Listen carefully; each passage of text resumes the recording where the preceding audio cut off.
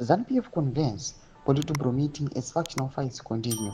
Azvipere mushe tona kuti muchangwa oyachishedza kuri Politburo meeting panguva ine zvonzi mane factional fights panguva ine zvinokonzi vanga vane time vasina kana kumboita Politburo meeting after paita makozi impeachment yemutungamiri wenyika. Sana pina masvika kudanyirwa panapa kunibva subscribe like on the bell icon tipinda panapa muzimu ai panokudanyirwa vachiti ZANU-PF is set to convene a Politburo meeting on Friday, May 2, 2025. And internal party conflicts continue to intensify behind the scenes.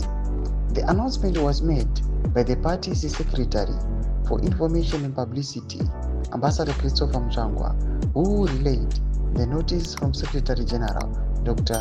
Obed Mupofu. The Secretary General of ZANU-PF, Dr. Obed Mupofu, hereby advises all Politburo members that there will be a Politburo meeting on Friday, 2 May 2025 at 10:00 hours. The meeting will be held at the PANE home of the Revolution ZANU-PF headquarters, Mchangwa State Gate. Members are expected to be seated by 9:45 a.m.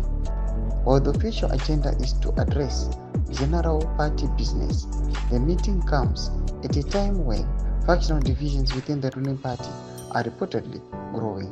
Tomash kuda panapa turikuona kuti zvisina kana ani anoboda kunzi auya apupurire chokwadi kana zviri kuitika.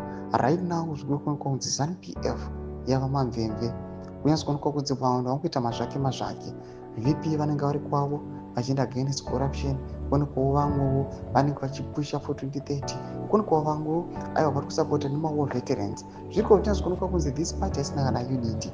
Toona kuti Muchangwa okola up for a meeting, but Muchangwa anozikanwa kuti aiwa munhu anozikanwa kuti munhu aiwa ari vocal, anotaura chiro zvaada. Vanhu vakutoziva kuti mangwana kusvika Hakudyiwe Rinopisa. Tudze mafungiro enyu muri kudii pamusoro pechitiko ichi mune comment section medu. Subscribe or like and on the bell icon.